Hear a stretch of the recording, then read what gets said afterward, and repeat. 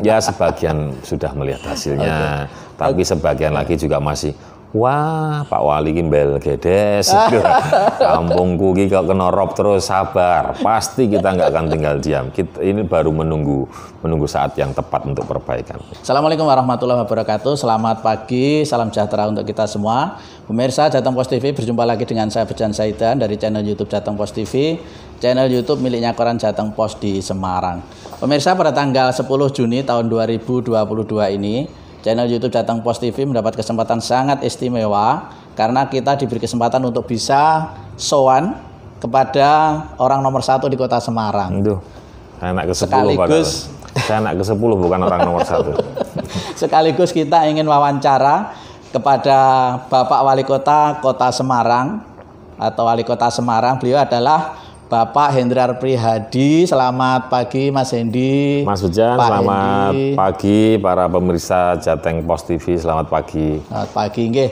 Jadi teman-teman, ini kesempatan istimewa kita ketemu Wali Kota Semarang yang kita kenal selama ini. Beliau sangat serius menangani Kota Semarang ya Mas ya. Sejak menjabat sampai hari ini tuh Kota Semarang mendapat predikat yang luar biasa dari masyarakat luas sebagai kota yang sudah maju lah ya, membangun luar biasa, inovasi-inovasinya luar biasa dalam pelayanan pada masyarakat. Tetapi memang belakangan kemarin Mas, bulan Mei ini ya, Mei kemarin tanggal 23 Mei itu ada ujian lah gitu ya teman-teman. Di kawasan Tanjung Mas Semarang itu ada tanggul laut yang jebol karena faktor alam ya. Nah, kita ingin tanya nih, pemerintah Kota Semarang di tangan Pak Hendi yang kita kenal dengan lebih terkenal dengan nama Pak Hendi ini, apa yang sudah ditangani, apa yang sedang dilakukan, dan apa yang ke depan akan dilakukan untuk menangani tanggul yang jebol itu Mas Hendi? Monggo Mas. Pertama saya koreksi, kalau menurut saya itu bukan tanggul kok, itu pagar perusahaan. Jadi kenapa pagar itu sampai menahan air laut? Ya dalam diskusi yang saya cermati dengan beberapa stakeholder di situ, bahwa tadinya perusahaan itu berdiri jauh di atas bibir pantai. Dulunya katanya tahun. Itu pagar perusahaan ya? Pagar perusahaan ya. Kemudian karena abrasi lambat laun, juga karena muka air laut semakin naik dengan pemanasan global, kemudian tanah pesisir Semarang semakin turun karena ada land subsidence itu. Akhirnya pagar itu bersentuhan langsung dengan bibir pantai atau laut. Nah, pada saat drop tinggi, ternyata pagar itu nggak mampu menampung menahan tekanan air laut yang sedemikian besar. Jebollah itu. Itu koreksi pertama. Jadi bukan tanggul laut, tetapi pagar perusahaan. Ya, pagar. Oke. Yang kedua, koreksi kedua adalah ini bukan tanggul laut atau pagar laut yang mengelilingi Kelurahan Tanjung Mas, bukan. Ini yang jebol ini di kawasan Pelindo, pelabuhan. Kawasan Berikat ya? Iya, kawasan Berikat. Pelindo 3 ya? Pelindo 3, Tanjung Mas. Semarang. Jadi ya. Pada saat kemudian tanggal 23 itu memang sudah diprediksi BMKG 23, 24, 25 akan ada pasang rob tinggi. Nah, 23 pagi itu saya sudah di-share sama beberapa masyarakat. Intinya tuh tanggul-tanggul yang ada di Tambak Loro, di Bandar Harjo, itu udah limpas. Air laut sudah mulai limpas masuk ke perkampungan. Tapi insya Allah masih terkendali karena pompa masih jalan. Nah, tapi tanggal 23 Mei jam 2 itu situasinya menjadi sangat berbeda. Begitu pagar itu jebol, kemudian air laut masuk ke kawasan pelabuhan, di situ kan ada 19 perusahaan. Sebagian besar adalah perusahaan yang orientasi ekspor karena kawasan Berikat. Dan 19 perusahaan itu dia mempunyai pekerja 13.000 lebih. Total ya? Totalnya. Dan pada jam 2, jam 3 itu begitu air masuk menggenangi semua perusahaan dan industri itu, pegawainya kemudian harus pulang. Betul. Coba bayangkan 13.000 lebih orang kemudian pulang dengan ketinggian air segini. Sudah sedada ya? Sudah ada. Motor, mobil, udah tenggelam ya? Semua karena dalam waktu sangat cepat itu. Dan mereka posting semua. Kan gitu kan. Betul. Nah, sehingga masih sempat membuat konten ya. Itulah yang membuat situasinya Semarang jauh lebih viral dari daerah lain. Betul. Bahkan beberapa kawan saya kemudian mengatakan, Pak Wali, saya nggak jadi ya ke Semarang ya. Oh ya, enggak apa-apa, kenapa? Semarang tenggelam. Semarang tenggelam. Oh, menurut saya enggak, itu hanya di daerah pelabuhan aja. Betul. Terus ada juga yang cerita, Pak Wali, wah untung Pak Wali, saya itu tanggal 23 pagi, saya itu bisa segera pulang dari Semarang. Karena urusan saya udah selesai. Oh ya, emang kenapa untungnya? Ya kalau nggak mobil saya bisa terendam banjir. Lah kamu nginep di mana? Di hotel tentrem kan? Ya ampun. Jauh sekali ya. Itu ya tapi enggak ya? apa-apa. Itu kan kadang-kadang kecepatan untuk orang mengirim konten kemudian di-share di medsos itu kalau tidak dicermati dengan baik ya seperti ini cerita-cerita ini. Betul. Lalu yang paling penting apa yang dilakukan pemerintah Kota Semarang? Tanggal 23 juga itu, kemudian kita cek yang di kawasan pelabuhan itu sangat susah untuk bisa kita masukin. Betul. Kita sempat mau masuk pakai truk aja di tengah-tengah sudah berhenti karena beberapa truk di depan kita ini sudah mogok. Jadi kita balik lagi. Kemudian kita cek ke beberapa perkampungan di Ujung Seng, Bandar Harjo, di Tambak Lorok. Ya memang ropnya tinggi. Mereka juga beberapa rumah sudah adaptif ya, mereka sudah meninggikan. Tapi beberapa rumah lain juga tenggelam. Saya sampaikan pada warga, oke Bapak Ibu sekalian, kita siapkan kecamatan dan kelurahan ini. Ayo kita ngungsi bareng-bareng. Ini mau ada teman-teman TNI dan Polri. Mereka nggak mau, Mas. Nggak mau? Nggak mau. Udah Pak, di sini aja Pak. Yang penting nasi bungkusnya segera dikirim. Oh ya. Oke, saya koordinasikan BPBD, kemudian ada kecamatan, kelurahan, Pak Dandim ikut, Pak Kapolrestabes ikut. Malam itu kita kumpulkan ada 3.000 nasi bungkus. Karena belum sempat membuat dapur umum kan. Betul. Kita beli dari beberapa warung, kita kirim share. Nah tapi yang menarik adalah ternyata pada saat ada beberapa rumah yang sudah sempat terendam itu, saya tanya ini ada yang menghuni di sini. Ada Pak Endi. Di mana dia? Oh sejak dari tadi siang dia sudah ngungsi ke saudaranya. Jadi mereka itu sudah sangat siap dalam situasi-situasi seperti itu. Jadi ya sudahlah, kami dari pemerintah hari ini memang sedang berupaya untuk bisa mengatasi persoalan-persoalan itu dan mereka selama ini memang kita libatkan.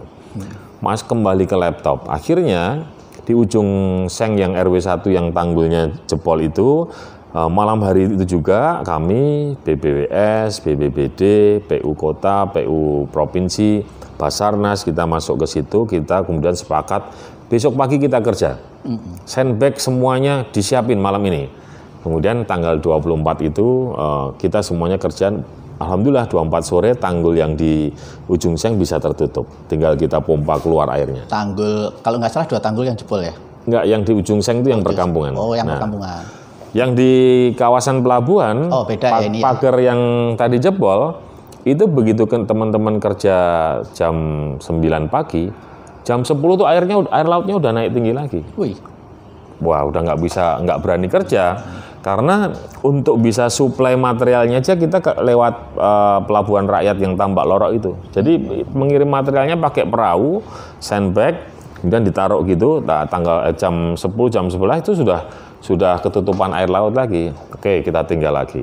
Sehingga hari kedua itu di kawasan pelabuhan itu belum bisa kita sentuh perbaikannya. Nah kemudian hasil rapat koordinasi memutuskan, jadi kita harus kerja dari mulai pagi terlihat sudah mulai terang gitu, diperkirakan jam 5 pagi supaya jam 10 itu semua pekerjaan udah beres. Nah saya beruntung, saya punya Pak Kapolrestabes, Pak Dandim, kemudian ada Pak Pangdam, Pak Kapolda, Gubernur juga yang sangat care terhadap persoalan ini. Pak Ganjar juga langsung ke lokasi ya? Ya, bersama Mas Endi ya? Ya, mereka kerahkan pasukan luar biasa, termasuk Pak Dan Lanal kerahkan kawan-kawannya.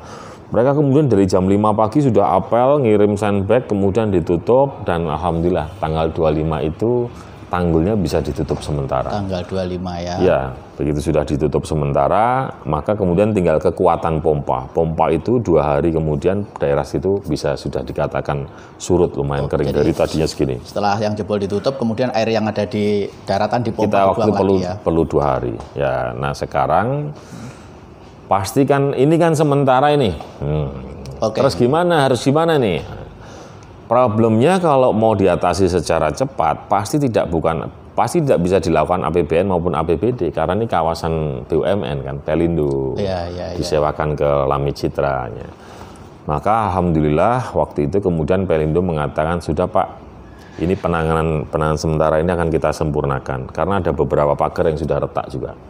Mereka sekarang melakukan perkuatan yang insya Allah pagar sepanjang 500 meter hari ini sudah jauh lebih kuat dibandingkan sebelumnya.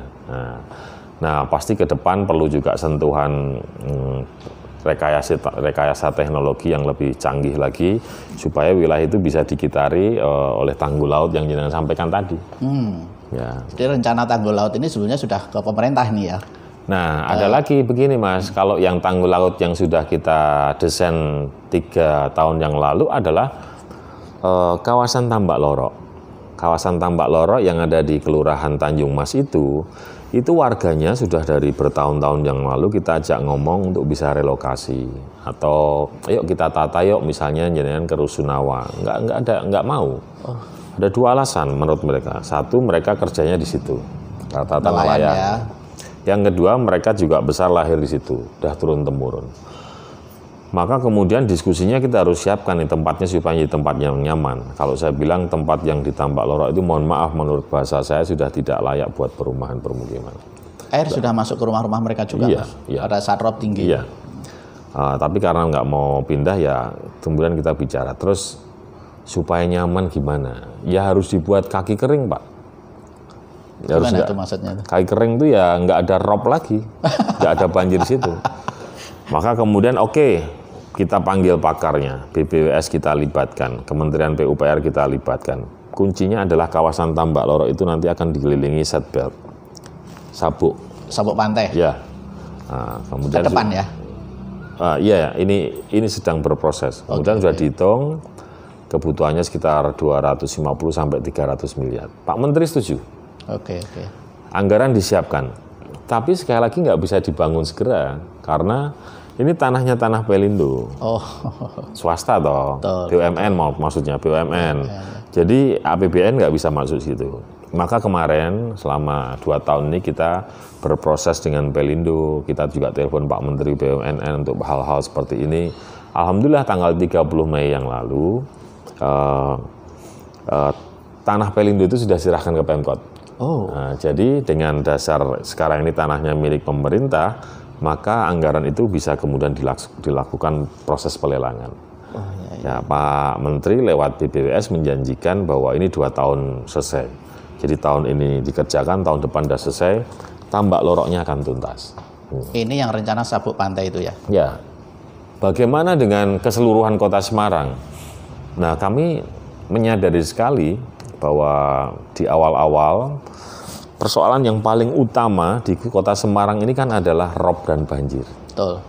Kita catat waktu itu 44% catchment area banjir di Semarang. Kalau hujan banjir, kalau rob banjir. Banjir juga.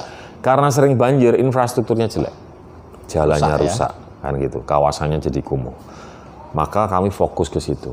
Kita kalau ketemu Pak Gubernur kita sampaikan mohon dukungannya, Pak Menteri PUPR kita sampaikan progresnya, ketemu Pak Presiden juga kita senggol tentang itu, dan alhamdulillah selama proses itu beberapa kegiatan sudah mulai dilakukan.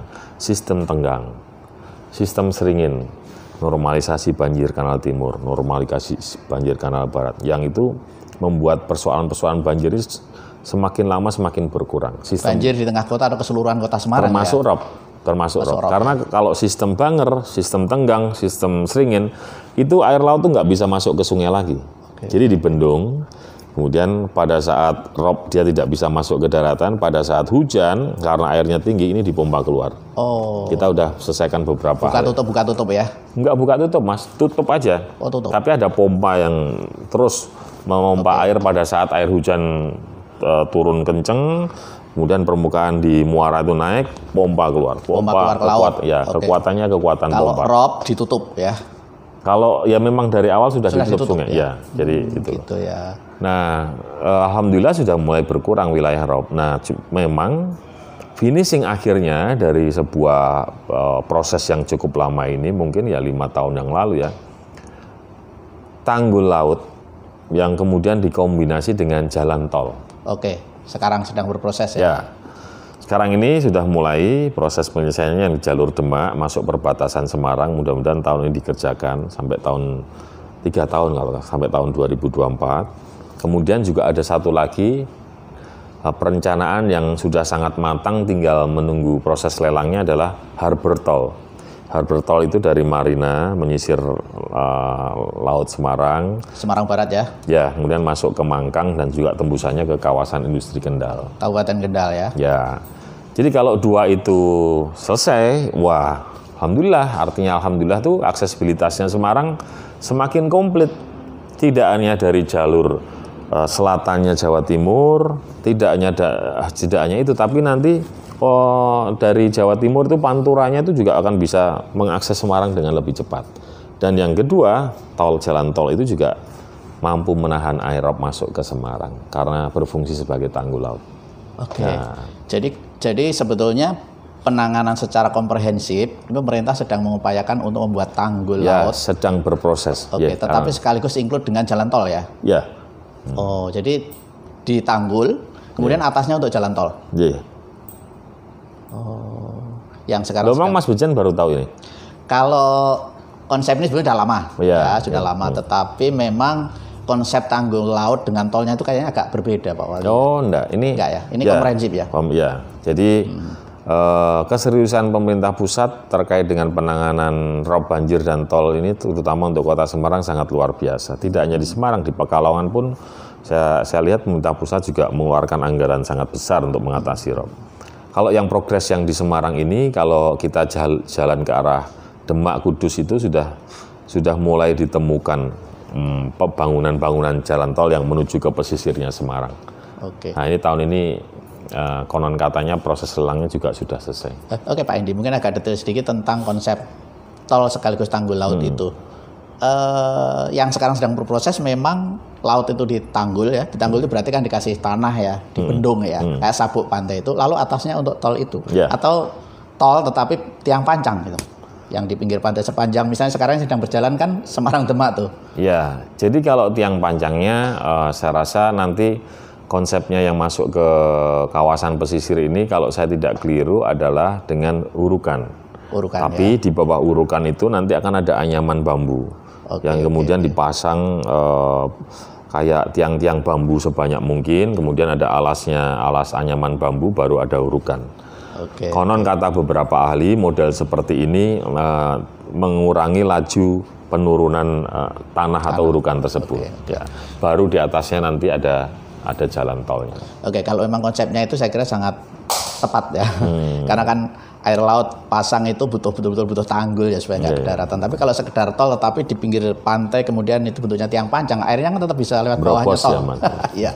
Kalau itu ya, tapi kalau itu saya kira ya itu yang dibutuhkan sebetulnya. Konsep menanggul itu. Bahkan kalau kemarin pas rapat terakhir saya dengar kebutuhan bambunya itu 8 juta batang.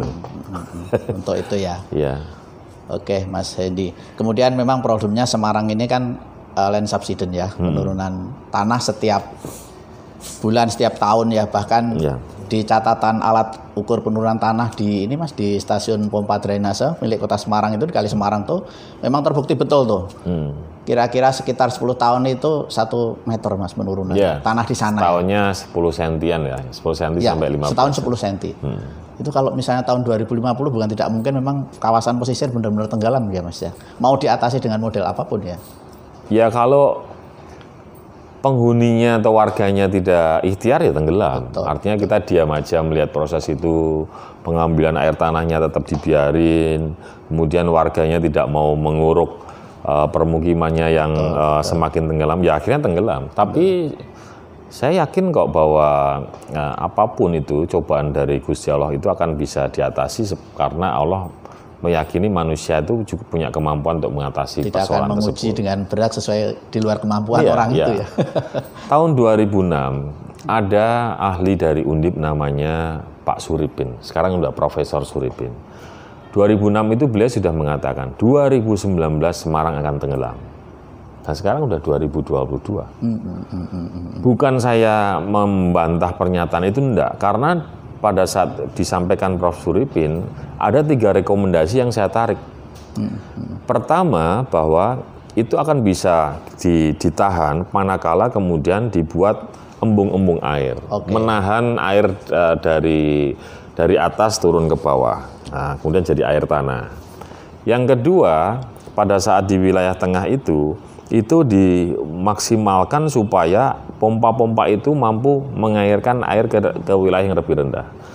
Nah, kemudian yang ketiga yang berbatasan dengan laut, harus ada tanggul-tanggul penahan supaya air laut masuk. Tidak masuk. Nah, kita lakukan itu, Mas. Kita buat beberapa embung, ada di normalisasi ya. Nah, ya ada embung yang banyak lah, maksudnya kita lakukan. Kemudian dan hasilnya normalisasi, kemudian yang di berbatasan dengan laut juga dibatasi kayak Banger, Singin Tenggang. Betul. Ikhtiar, upaya. Apakah itu kemudian sudah selesai 100%? Belum, nyatanya masih ada beberapa rob di kampung. Cuman kalau katakanlah 2019 tenggelam, menurut saya kan enggak tenggelam. Sudah lewat ya. Ya, Bukti gitu. bahwa ikhtiar itu ada hasilnya ya. Ada hasilnya. Nah, manusia tidak boleh diam nah, kan. Makanya kalau sekarang kemudian orang mendiskusikan, tahun berapa Mas Semarang 2050. 2050 Semarang tenggelam. Bisa jadi begitu pada saat kita tidak melakukan apa-apa. Betul. Tidak Maka ya. Langkah yang paling awal ini berdasarkan pengalaman rob kemarin, kita buat tim gabungan. Kita hari ini akan edukasi perusahaan-perusahaan yang terdata di wilayah pesisir yang masih pakai air tanah. Kita ajak PDAM, kita tawarkan konsep berlangganan dengan PDAM. Iya. Kalau enggak mau, mohon maaf ini, tarifnya sudah tak naikkan. Apalagi kalau kemarin kamu izinnya ngambil 100 kubik, kamu lebih dari 100 kubik. Wah, urusan sama Pak Polisi ini ya, gitu.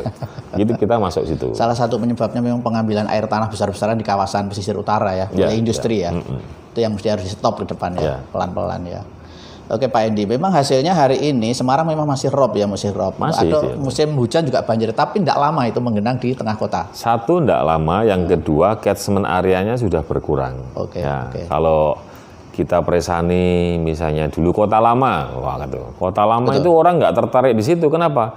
Lah kalau pasang rob, kalau hujan banjir, tapi sekarang kan sudah enggak. Atau beberapa titik misalnya Tanah Mas, Kuningan, kalau 2012, 2013 saya ke Tanah Mas, isinya tuh mereka tuh warganya tuh mencucu semua tuh. Daerah elit yang kemudian nggak punya nilai jual waktu itu. Kenapa? Jatuh ya. Setiap hari banjir. Itu rumah-rumah gedongan itu udah nggak dipakai oleh penghuninya.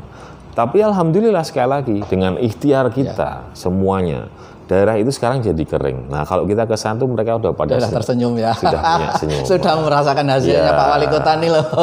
Terima kasih Pak. Ini kita mulai tahun ini kita akan bayar PBB lagi karena tanahnya sudah kering lah ya. Udah, alhamdulillah. Sudah naik harganya lagi ya. Oke Pak Wali Kota, itu tadi adalah kisah bagaimana secara heroik Pemkot Semarang menangani kawasan pesisir utara Semarang yang ada problem banjir dan rob, dan terakhir ada tanggul jebol dan semua sudah diselesaikan ya, sudah ditangani ya. Kemudian yang berikutnya Pak Hendy, masyarakat nih pengen tahu juga nih pekerjaan apa saja yang sudah dilakukan oleh Pak Wali Kota dengan jajarannya di Kota Semarang ini, terutama terkait dengan layanan-layanan umum Mas, kesehatan dan segala macam. Saya dengar UHC, orang di sini berobat tuh gratis ya gitu ya, dan macam-macam itu Mas. Mungkin juga mudah-mudahan penjelasan saya ini bisa bisa semakin membuat program-program yang kami keluarkan ini dimanfaatkan masyarakat. Yang pertama, selalu saya sampaikan pada teman-teman begini, ayo kita punya prioritas. Kerja keras, kerja cerdas, kerja ikhlas. Kenapa harus kerja keras? Kita ketinggalan banyak.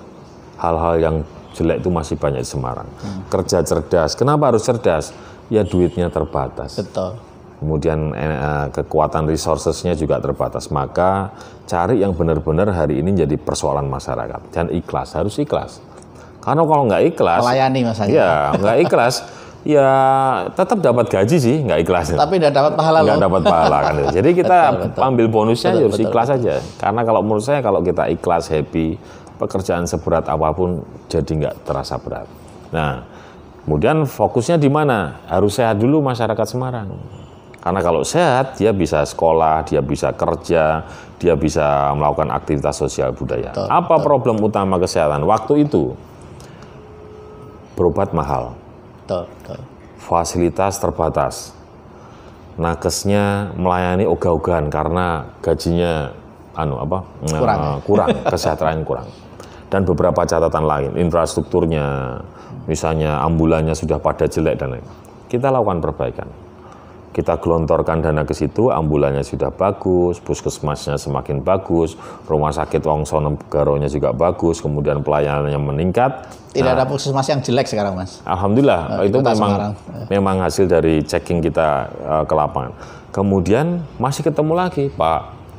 Saya ini kan kemarin sakit, Pak, tapi wah saya susah, Pak, karena saya enggak punya uang. Mau masuk ke puskesmas suruh bayar 3.500 tuh saya nggak punya uang. Loh kok iso, Bu? Lah kan saya nggak tahu kalau saya sakit. Ya. Jadi dia nggak saving duit karena tiba-tiba. Oke, kalau gitu semua pelayanan gratis.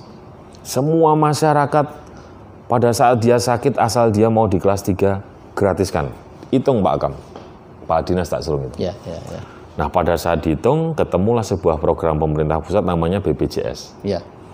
Kolaborasikan, ternyata bisa aturan.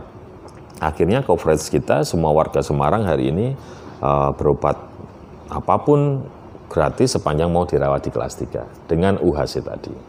Nah, alhamdulillah menurut saya sekarang ini tinggal penyempurnaan. Kenapa saya harus cerita begini? Kadang masih banyak juga yang ke rumah saya hanya untuk mengatakan, Pak, saya mohon bantuan, Pak. Istri saya mau melahirkan. Ndak, ampun ora melu gawe. Aku kan mikir kan gitu ya. Tapi bukan itu catatannya. Catatannya adalah dia nggak tahu UHC nih. Betul. Nah, makanya, Mas, jenengan ngerti nggak? Bojone jenengan iso nglahirke gratis. Mosok Pak Endi? Iya. Anggo UHC kita telepon ke kepala dinas. Jenengan ngomororono ben dijelaske. Ya, alhamdulillah akhirnya semakin banyak orang yang tahu. Nah, yang kedua prioritas kita di pendidikan, Mas. Kenapa pendidikan? Menurut saya wong Semarang kudu pinter.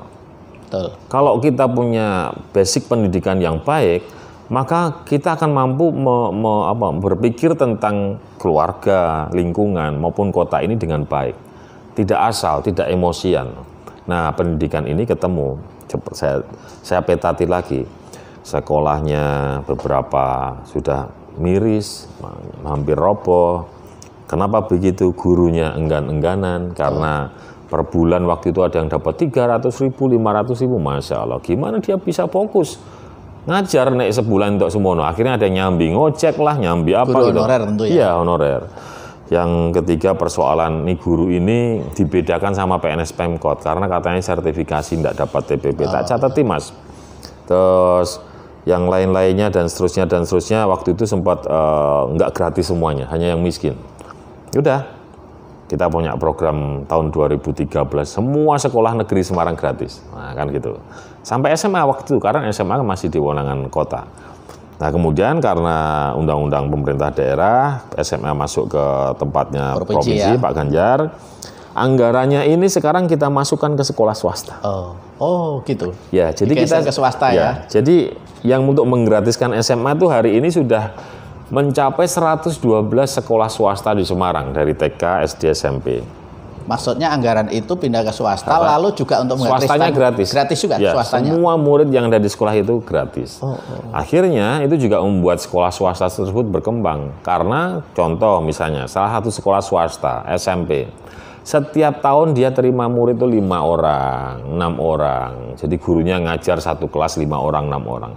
Setelah digratiskan mereka bisa memenuhi kota 20 orang, 30 orang. Berkembang. Banyak yang dipintarkan, dicerdaskan, kemudian sekolahnya juga semakin banyak muridnya, gurunya akhirnya penghasilannya juga semakin meningkat. Nah, setelah 2 itu, maka kita masuk ke wilayah-wilayah yang memang dibutuhkan masyarakat, infrastruktur. Pasare elek Pak Endi, anggarke. Dalane elek Pak Endi, anggarke. Kotanya kurang cantik Pak Endi, kasih taman. Kotanya gini ya itu. Semuanya termasuk lapangan-lapangan di seluruh kota Semarang sekarang nggak ada. Misalnya juga, Pak ini lapanganku jelek, anggarke. Oke, kalau gitu karena kebutuhan tentang lapangan penting, prioritaskan. Setiap tahun selalu ada paling nggak 5 sampai 7 lapangan olahraga baru dibangun dan betul. Nah, itu saja yang saya lakukan, Mas. Ya, artinya yang penting kita mau mendengar masyarakat, yang penting kita punya prinsip dulu, mana fokus. Setelah itu kita sambil dengarkan masyarakat, kita tata kota ini supaya semakin nyaman buat warganya. Oke, dan sekarang masyarakat bisa melihat hasilnya. Ya, sebagian sudah melihat hasilnya, tapi sebagian lagi juga masih, Wah, Pak Wali Kimbel Gedes, kampungku ki kok kena rob terus, sabar, pasti kita nggak akan tinggal diam. Ini baru menunggu saat yang tepat untuk perbaikan. Ya. Oke, Mas Hendy terakhir Mas, kan Mas Hendy luar biasa ya menangani Kota Semarang. Biasa aja. Hasilnya bisa dilihat lah semuanya ya. Mudah-mudahan Mas. Ini kan kelak Pak Hendy nggak mungkin jadi wali kota terus ya. Ono istilah purna gitu ya. Kalau ada pemimpin baik kan tidak ada salahnya rakyat berharap memimpin terus gitu Mas. Setelah di Kota Semarang kemana nih Pak Hendy? Ya enggak bisa, aturannya kan cuma 2 periode. Jadi kayak Pak Presiden kemarin didorong-dorong 3 periode. Ya enggak mungkin, konstitusi tidak memperbolehkan begitu. Sama juga seperti saya.